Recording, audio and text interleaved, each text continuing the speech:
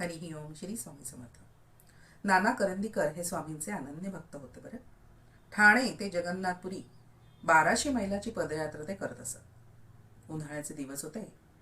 कसारा घाट ते चढायला लागले, पण चढवे न हो.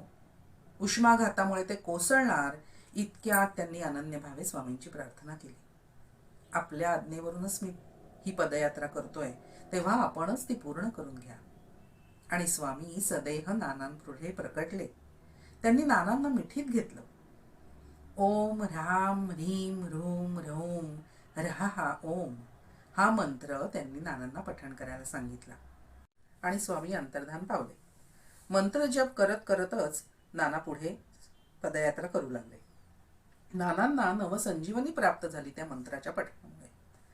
पदयात्रेमध्ये त्यांना पुढे अनेक अडचणी आल्या, पण स्वामी कृपेने नानांनी त्या पार करत करत पदयात्रा सुफल संपूर्ण केली.